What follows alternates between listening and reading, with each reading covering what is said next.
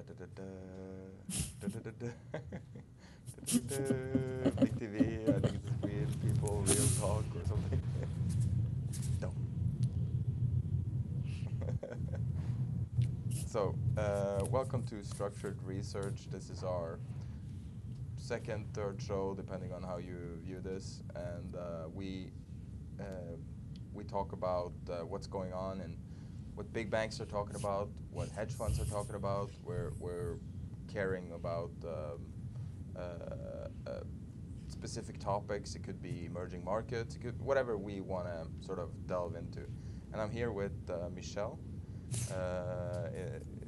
the co-owner of Big TV, this little network we've started. And good after morning, noon. Yeah, hi, Sverre. What do you, for the people that don't know you, I mean, if you don't follow her, you should. You see your Twitter handle right there on the screen. But what do you do on a day-to-day basis? Well, I'm based in Geneva. I run a small family office and mostly allocate money to hedge funds. Yeah. So I talk to like a lot of managers on a daily basis, and yeah, and a lot of. I also run sort of a small tactical portfolio in which we implement some of the best ideas that Yeah. that we hear from our managers. Can you talk about the best, worst ideas? Is that, I'm sorry? can you talk about your trades, like legally? Sometimes Yeah, best not to risk it then. yeah, I prefer not to right now. Yeah. So what's your take on Manchester United rumor? Oh, no comment on that. Manchester United have confirmed to the New York Stock Exchange that David Moyes will leave. Yeah. I don't watch football, but that's a fun rumor. No, but let's So get I right think into you it. I wanted have to two talk things. about Tesla. Yeah, I have two things we can talk about. So we have a topic each, and I made a public call, I think, on Twitter. I don't normally do that after I drove the Tesla the first time, saying that it was the best experience I've ever had in a car. And I used to, in my old job, I used to test cars. I can show you, I can play a little video while, but Oh, so great. the Tesla in Norway is pretty huge. It's, let's see here. Uh, it's um, it's almost like the most common car you can see on the road. It's Uh, amazing. it's uh, it's it's this Isn't Norway every Tesla's biggest market? yeah. So it's just this every almost like this everyman everyman car, which is kind of That's weird. great. Yeah, well, and I'm having a little bit of a issue here. So I was trying to do this while I was, sorry. So this is how I wanted it to look. So the Tesla Okay. here is, this is the older version, but the new, the family, was it S or whatever it's called. Yeah. So I drove that about a month and a half ago, right around the times of the fires.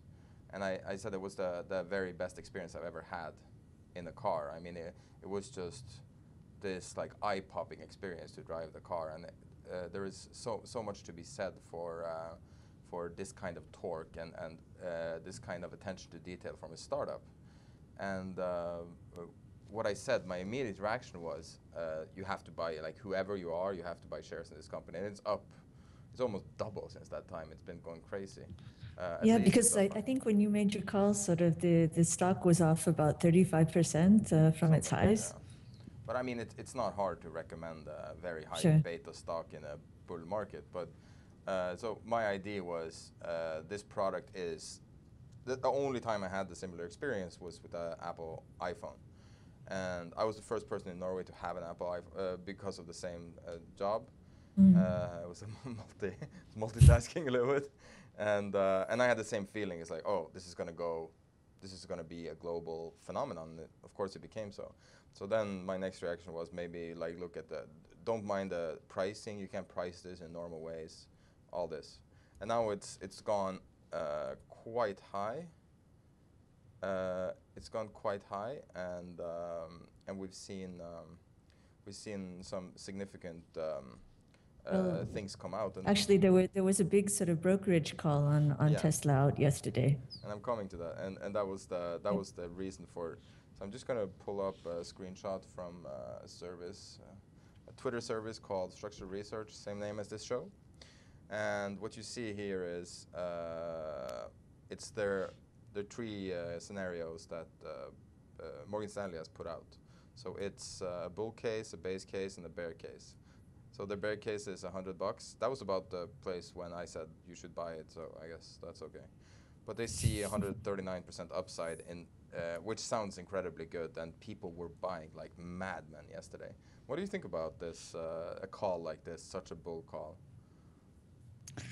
Oh, a lot of it is it's marketing.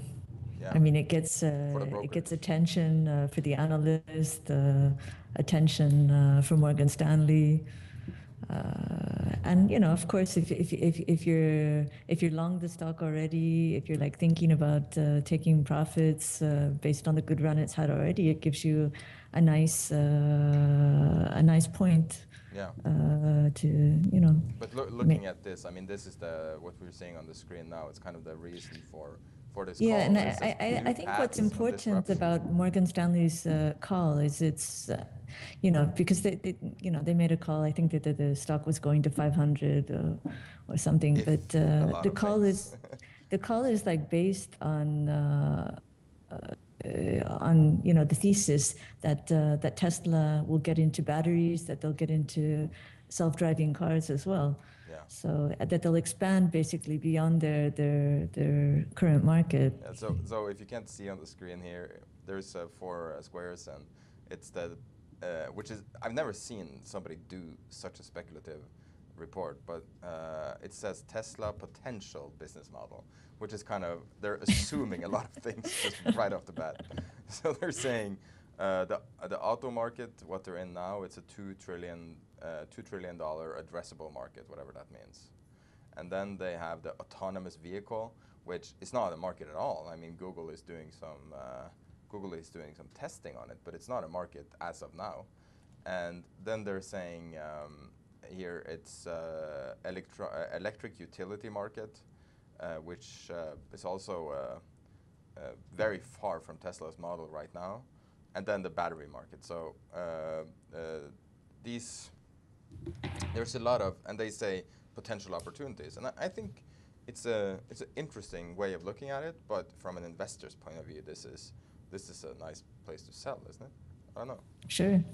Because 13%, or at least to take partial profits. When is the last time you saw a stock bump 13% from such a note? Yeah, no, I can't remember. I mean, this, wasn't there sort of a famous call on Amazon, sort of Henry Blodgett's? Yeah, but that's kind of a long time ago, isn't it? Yeah, that was a long time ago, but. Yeah. That was probably. I bet that was. What's his name?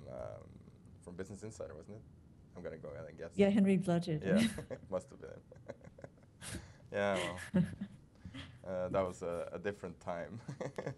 No, but so exactly. Basically. No, but since I just thought about that, since a lot of people are starting to sort of draw parallels between this period in the markets and the last .com tech bubble. But clearly, I mean, if anyone's going to be in the next Apple, it's Tesla at this point. There's the only player who has the same kind of approach, who has the same kind of universal appeal. Of course, since I'm in Norway, I see it all over the place, because it's what I didn't say is cars are effectively subsidized here because there is no tax. So you buy a luxury car at the same price as you would like a Mondeo, or a little bit more. But so there's thousands of Teslas here that was sold last year. It's 2,000, I think. And but there's no AMGs. You don't see an AMG Mercedes. So actually, I came across an interesting sort of note today. 11% of the global production of Teslas was sold in Norway. So I don't know. It's an oil-rich country. It's kind of weird that everyone's buying electric cars, but still, it seems like this kind of a call. It seems rich. Yeah, it's a gutsy call. I'm sorry I interrupted you just now. No, I came across an interesting note today on Tesla. I think it was from Goldman. Maybe I'll sort of tweet something out about it later. But it was saying that Tesla is actually under-owned by institutional investors. Oh, really? Yeah. So it could be become. Is it in? I don't know what kind of index it could be. Yeah, I'm not sure. I'm not sure sort of what if it's what index it's in, if any. But yeah, that's, I mean, that's something to watch. Obviously, sort of that would be quite bullish Would you if rather own you start to see Tesla sort of or more ownership by mutual funds and pension funds. Well, a market cap is 30 billion. Would you rather own Tesla than, let's say, Netflix, or they're about equal market cap? Netflix is 30 or 27. Tesla is 30. Would you rather own Facebook? Would you rather own hemp? You know that hemp Inc. Isn't that's quite a decent start to the year. Yeah. I think. Sorry, you're breaking up. No, but what would you like in these sort of extreme cases, or do you don't like any of them? I mean, at these levels, they're all looking a bit rich. Yeah. I mean, you know, we usually don't sort of invest directly in stocks. You know, we prefer to sort of leave that to our managers. You know, since they're closer to the market and able to sort of monitor things on a more continuous basis. Like Tesla, Twitter, Facebook, eBay, these you can actually do some analysis yourself, because there is. Sure. Yeah. Anyway, but you had another topic you wanted to touch upon, which is. No, actually, I mean, you know, I've tweeted quite a bit sort of over the past few months about Greek bonds. Yeah. And the 10-year sovereign.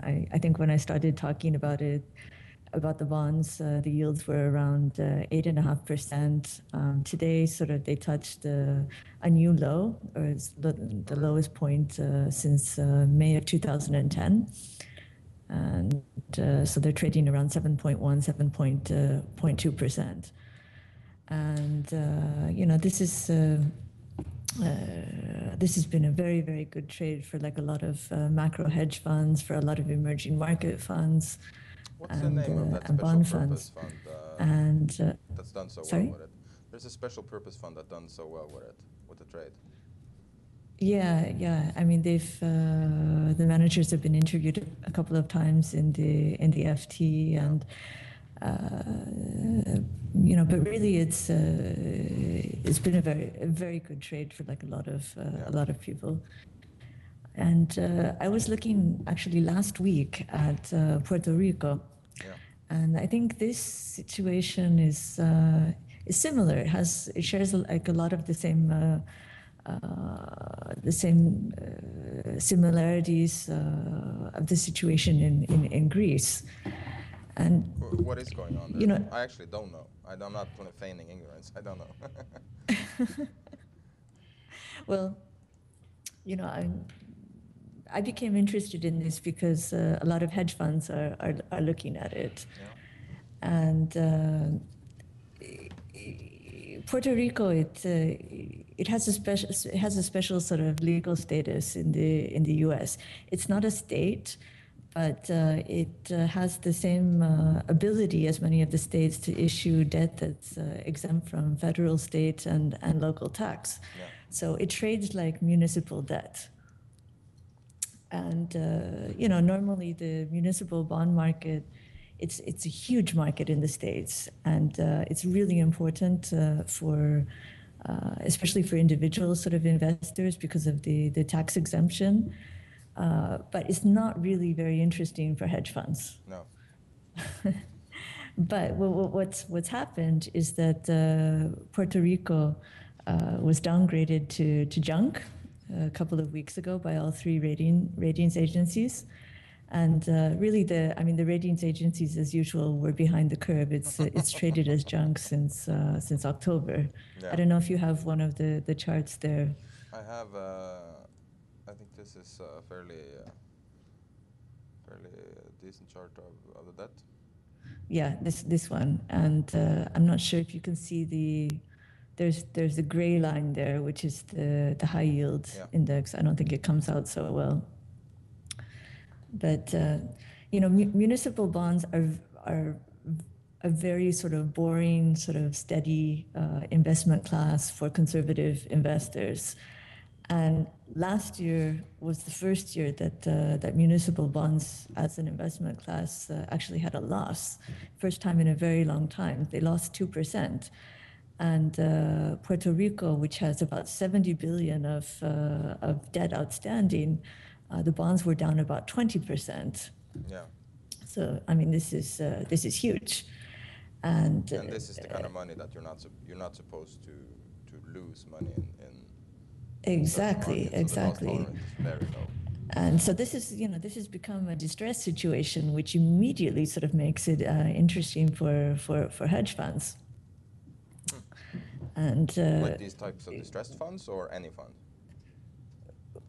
Well, both any kind of fixed income or hedge fund or distressed hedge fund, because what happened when the debt got sort of downgraded to junk is immediately it means that all of these mutual funds that are holding it, and you have to remember that 70% of U.S. mutual funds specializing in municipal debt are holding Puerto Rico.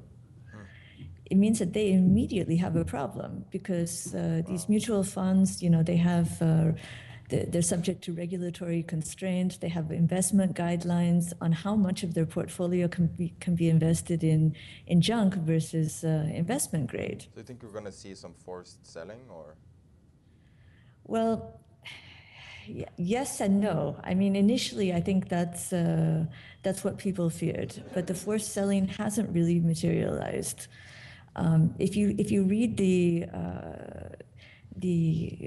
guidelines for the fine print for these funds quite carefully, usually the investment committees have some discretion to override the guidelines and the limitations. Yeah. But so we haven't seen the forced selling, but Puerto Rico is badly sort of in need of cash. There are political reasons why it would probably be difficult for the U.S. to directly sort of bail them out in some way. And Puerto Rico's planning its first bond issue now at the beginning of March. Yeah. They're looking to raise anywhere from $2 to sort of $3.5 billion of debt. But that's got to be really hard, considering that Russia can't issue that at this point. Exactly, and it seems actually the hedge funds are like salivating over this issue because it seems that the hedge funds are really going to be the only buyers lining up. Yeah. Because all of these mutual funds, while they might not be able to, while they might not want to sort of sell the debt, they're not really sort of able to go into the market and add in any meaningful way. Yeah. So the hedge funds have the upper hand in the negotiations, and they're really dictating the terms. And this is where it gets kind of interesting because, of course, the hedge funds, they not only want a juicy yield, and we're talking about a yield of 9%, 10%. Yeah, still sounds reasonable. I mean, it's high. It's like past crisis high, but what do you think it's going to become? It's going to become American state? What is the outcome here? I have no idea, but the really interesting sort of aspect about this deal, and this is where it's kind of similar to Greece, is the whole sort of legal arbitrage that's involved, because what these hedge funds are trying to achieve is to have Puerto Rico waive its sovereign immunity. And what that means is that if at some future date they default on this debt, it would be the bankruptcy court of New York that would have jurisdiction, not the like sort of local court in Puerto Rico. That's a local hedge fund court, really. They're all in absolutely, and hedge funds that do distressed debt, I mean, they are so aggressive, and they are used to sort of going to the courts. They're used to litigating to get their way, and in fact, it's part of the strategy. Wow. It seems like a rude. What do you think about a hedge fund like that? I mean, I know you invest in hedge funds. Do you think there's an ethical element there? Are they pushing the limit on that? It seems. I mean, I normally would never argue that, but it seems like it's at least something you should consider that it's a problem. I'm not sure. I mean, Puerto Rico, their economy has contracted in the last 7 years. They have 15% unemployment. They've been irresponsible. You're the first person to ever mention this. Is this in the? I mean, I don't read the FT, so do people like that cover it, or? Yeah, actually, John Dizard in the FT, he's covered this quite a bit. Oh yeah. Huh. And he has some very good sources. I think the losers or the likely sort of losers from all of this, may end up being the municipal funds that are bond funds that are holding the old debt. Yeah. Because one of the things that the hedge funds may try and do is to get some kind of to get some kind of sort of provisions placed in the new issue. Yeah. That would mean that it would have preference, or it would have seniority over the old debt. But who are the funds who are involved with this? Do you know anyone publicly involved with this, or? No, nobody that I can name publicly. But the minimum ticket size is going to be 50 million US. So it's going to be big funds. That's decent. But I think we covered two completely different stories now, and we're a little bit pressed for time. We got some meetings and on both sides of the call here, and it's been a hectic morning now with a lot of things going on. Yeah, you've been busy. Yeah. So no, but I thought it was good today, and we're going to be doing this mostly daily, and it's going to be with Michelle, and we have a few other contributors for the research. So we're going to try and find our method, our style. I like this style personally. 2 topics, just talk about it. Yeah. So it's nice when we can bring in a third person as well. Yeah. Richard, do you want to come in to this conversation? He's got a mic right there. It's not connected though. Can at least say hello. Big studio. Yeah, he has to scream now to be on the mic. But anyway, so this has been second, third, fourth structured research, and I'm not sure. And we're going to continue most likely tomorrow. Great. Have a good one. Okay, you too. Bye.